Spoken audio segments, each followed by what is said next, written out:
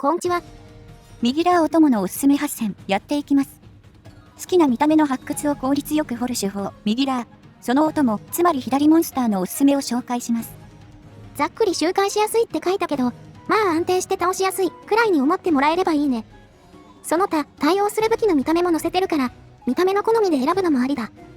慣れてくると見た目に行き着きやすいので、自然に相手が決まったりしますけどね。こちらはソロかつあまり慣れていない方を想定してます。ギルクエが初級者向きかどうかは置いといて。まあ、とはいえたくさん回しているような人にとっても、意外に美味しい組み合わせが見つかったりするかもしれん。ラー単体やラージャン2頭ばかりだったって人も、たまには気分転換してもいいんじゃないかな。報酬ならラーラーか上々が最強なんですが、そこはビギナー向けということで。なお、我々は以前にもおすすめのギルクエを紹介してます。こちらも合わせてご覧いただければと。今回は右ラーにしか触れてないからな。もちろん、ジョーやコリュウも選択肢になるからね。それじゃあ早速始めていこう。企画スタート。ナンバー1、バサルモスアシュ。原種じゃなくてアシュね。最初にこうしてデータ類を並べてます。体力はレベル140時のものです。参考までに、ラージャンは単体で10440。2頭だと7308となります。耐久力は肉質や攻撃チャンスでかなり左右されるが、当然、体力が低いほど早く倒しやすいよ。バサルアッシュは、ギルクエ中でワースト3体の低体力。かなり狩りやすい部類に入るぞ。腹を壊せば物理属性ともに柔らかく、先行玉もかなり有効に働きます。そしてなんといっても、掘れる武器の見た目が強い。右上に出ていますが。色がついてるのは我々のお気に入りね。多分、一般的にも人気高いと思う。大剣からジークムント、双剣からギルドナイトセーバー、ガラバリも入る屈指の人気武器だね。ティガ、オウが、ザザミアシュと同じグループです。バサルアッシュだけ抜けて狩りやすくなっていますね。報酬量はさすがに少なくなってますが、そこはトレードオフなんで仕方ないでしょう。合流ケアがかなりしやすい点も見逃せないね。普段は潜ってるから、そもそも発見されづらいんだよな。クエ作成や攻略のポイントはこんな感じ。狩猟の順番はラー先のがいいね。バサルの侵入負荷は点、砂、紫です。ラージャンを避けることはできません。交戦中に合流されても見つかりづらいので、ラージャンの狩猟も問題なくいけるでしょう。あとバサル戦で重要なのはアイテムだな。できれば爆弾と先行はありったけ持ち込みたい。特に爆弾は腹破壊の足しになってくれる。破壊後の腹以外は全然通らんからな。なんなら爆破、エリチェン繰り返してもいいです。確実に削っていけます。あとは先行弾もかなり有効。突進とガス攻撃を封じられます。こう耳があれば体験のためチャンスになるね。尻尾回転が超痛いから体力管理だけ注意。先行を使わないと意外に手を出しづらい。方向以外に分かりやすい隙はないと言っていい。攻撃力や判定の強さもかなりのものです。まともに戦うと苦戦は必至。爆弾で腹壊して先行で止めて大技をぶち込む。これでなんとか素材切れる前に倒しましょう。体験やチャークなんかが有効かな。体験はログレギだとちょっときついけどね。あ、そうそう、原種は非推奨だよ。報酬面の旨味が少ないんだよね。アシュよりも結晶がない分倒しやすいんですが、武器の見た目が潮流種連中と同じなんですよね。それなら潮流種のが効率がいいので、好み以外で狩る必要はありません。潮流種は次で説明してる。じゃ、次のモンスター行こうか。ナンバー2、ドスランポス。これは、マルチ時代は定番だったものかな。ランナーはいろんな武器種で募集がありましたね。怪しいクエストも多かったわけですが。この子は報酬こそ1000モンスワーストなんですが、スタハメによる圧倒的な効率が魅力です。条件はツタ上で頭のひるみを取るだけだからな。ソロでも全く問題なくループ可能だ。武器に関してもそれなりに人気どころが揃う。我々的にはあんまり好みなものはないが。41式が好きな人はよく通っているイメージですね。ゴアコンも良き。初期1でツタにすることで自然に合流ケアも可能。ラージャンは唯一ツタに侵入できません。これはジョーでも同じことが言える。環境さえ揃えばかなり効率的だね。ただ、肝心の環境を揃えるのが難しい。1ツタでかつドスランがいる必要があるからな。さらに、ツタハメはどんどん前方に位置がずれていきます。ツタは直線方向に広くなければいけません。ベストなのは入り口から直接ツタ上に出るパターンですが、さすがに厳選が大変すぎますね。それでいてエリア2以降は平坦じゃないといけないから、クエ厳選はかなり大変だと思うね。こいつもガチで怠慢するとめちゃくちゃ強いから、ハメ以外での狩猟は非推奨だからな。地形さえ完璧ならソロでもはめられるんですが、スタートに立つまでが大変です。昔はかなり推奨度高かったんだけど、最近はちょっと評価落ちてるかな、こいつは。で、その代わりに評価を上げてるのがこいつ。我らがクック先生だ。先生は立ち位置がドスランと似ています。武器の見た目も一緒なんですよね。体力微増ですが報酬は1枠多くなっており、さらにこの子もハメ狩猟が可能になってます。分断もかなりしやすい部類だよ。天井に入れないから、ラー先で安全に処理ができる。厳選が必要にはなるんだけど、逆に言えば、それ以外の条件は特にないぞ。ハメの方法は簡単で、エリチェンを先行で落とし続けるだけです。短時間にまとまったダメージが見込める武器、つまり体験が推奨されるよ。飛び立った後はそこそこ猶予があるけど、なるべくすぐ先行を当てるように気をつけよう。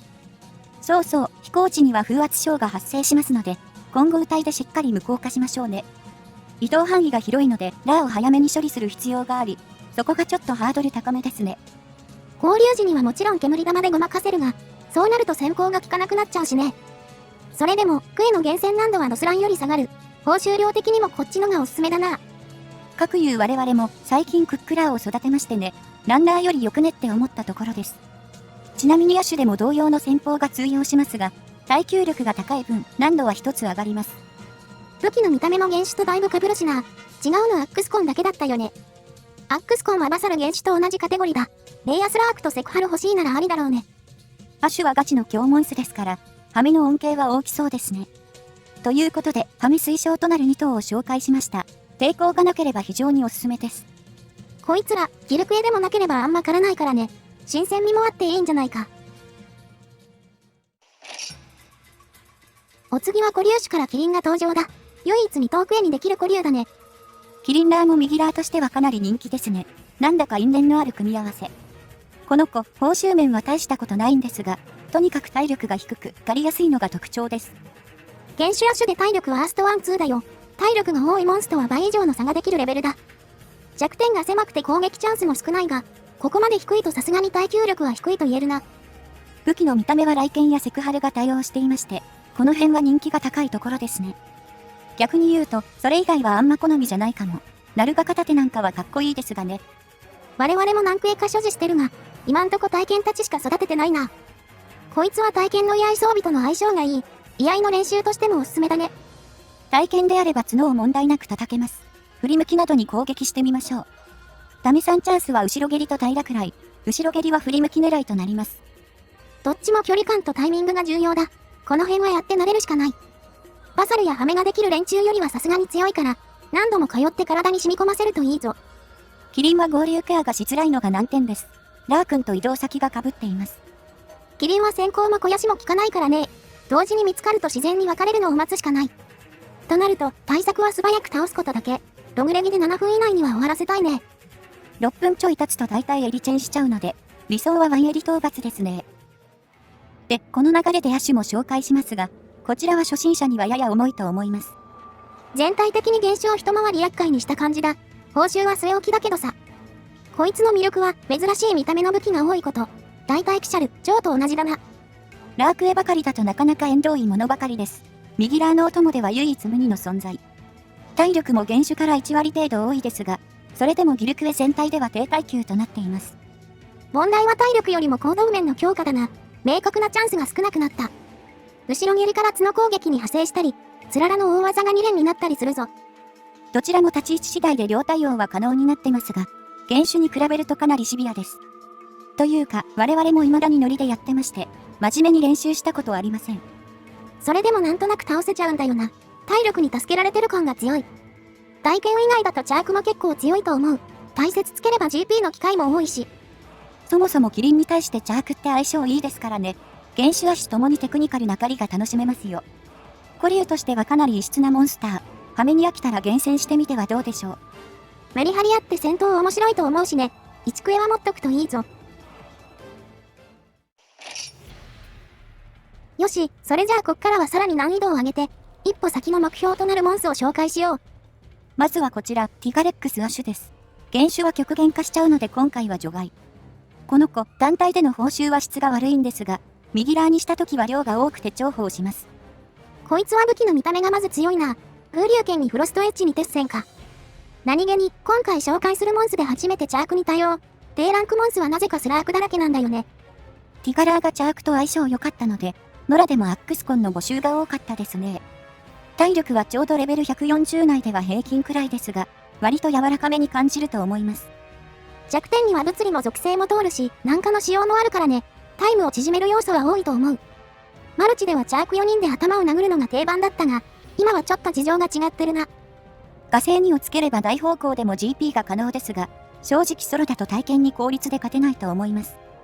あれは2人以上でやると確定ひるみで後隙が消せるから、成り立ってた戦法だからね。ソロでもひるみち管理で戦法としては通じるけど、普通にタメ3で殴った方が手っ取り早いよ。わかりやすいタメチャンスは少なめですが、先行によりチャンスを確保することができます。解除のタイミングで確実にタメを入れることが可能。居合装備ならスタンによる隙も作れます。こいつ、頭の肉質はかなり柔らかめだ。怒り値はさらに軟化する。チャンスは期限次第なとこが大きいけど、かなりの早期討伐が狙えるポテンシャルがあるぞ。スタンや恐竜化など諸々が噛み合えば、2等クエならゼロ針討伐も狙えるくらいです。ただし分断が難しい点には注意。ラーと移動範囲がだだかぶりです。肥やしが通るからそこはまだマシかな。煙タクと先行封じられちゃうから困るけど。こいつもキリン同様に全力で討伐を目指そう。使えるものは全て使うんだ。もちろん、真面目に戦闘してもいいですけどね。理不尽要素が少なめで、挑みがいがあると思います。で、続いてはブラキなんですけど、正直この子はあげるか迷いました。恐竜かブラキなんて MH4 最強の一角だったからね。マイルドになったとはいえ、嫌な印象が強いよな。ただね、カタログスペックはティアと似てるんだ。報酬はちょい低いけど体力も低い。武器の見た目もティガと同じグループですね。いずれも我々好みとなっています。弱点である頭の肉質も物理属性ほぼ一致してて、共通点が多いんですよね。我々も自分でクエ攻略するまでは避けてたんだが、やり方次第で全然選択肢に入ると感じたんだ。なんなら移動範囲がティガより狭いから、クエストはテアラーより作りやすいメリットもあるぞ。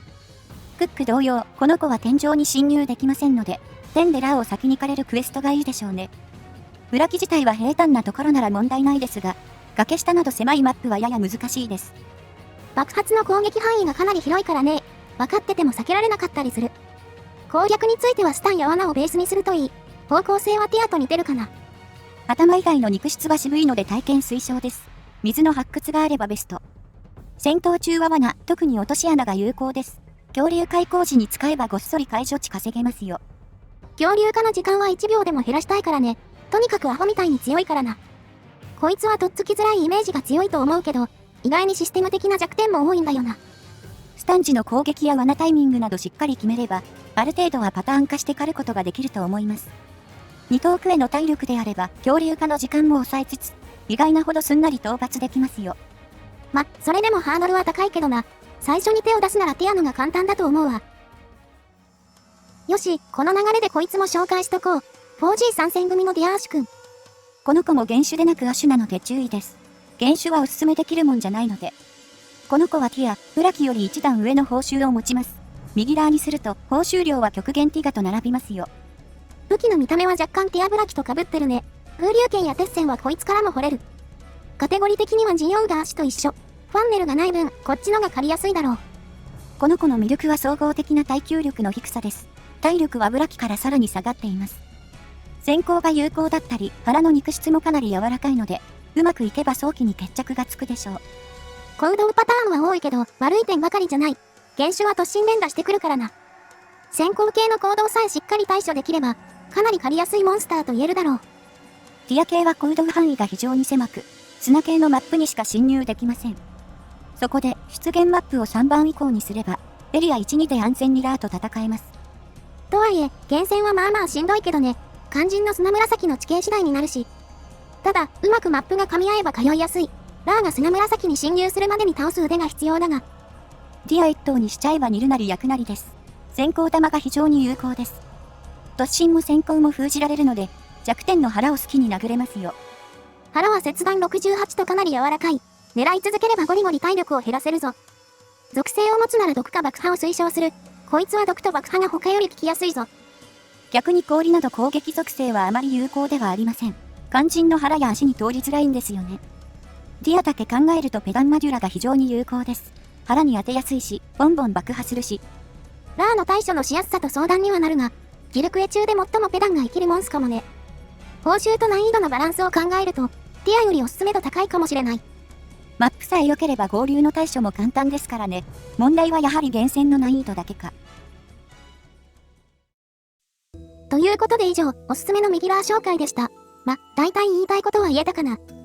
マルチ時代からソロ周回は少し研究していまして、その経験が生きましたかね。マルチの募集はラーラーやランラーベやパッカだったので、他にも有用なものが多いということを伝えたかったです。相手や武器の見た目が変われば味変にもなるしね。ずっとアギト掘ってるのもそれはそれでいいけど。特に今はソロ限定だから、1回あたり時間がかかる。やるからには1戦あたりの刺激は大事にしたいよな。どれを選んでもクエ厳選の難度は高くなります。マップ構成で大きく動きが変わるモンスも多いですし、自分の目当ての組み合わせでなくても、両マップなら攻略にチャレンジするのも面白いかも。我々もやってみたら楽しかったってモンス多いからね。ブラキやディアーシュなんかはまさにそれ。多分この辺って面倒な印象を持ってる人多いと思うけど、ソロでも気分よく周回できるぜ。また時間作ってすれ違い企画したいので、その時はみんなで面白いクエ交換しましょうね。今年のゴールデンウィークは日程的にきついんだけど、本格的に暑くなる前にやりたいよな。これは我々も動画制作的に助かるから、たくさん交換できるといいな。やり始めの方にはかなり有用な機会になると思いますし、続報をお待ちいただけると嬉しいです。交換用に変なクエ仕込むのも面白いな。いや、そのために探索するのはアホらしいか。ほいじゃ、次の動画で。またね。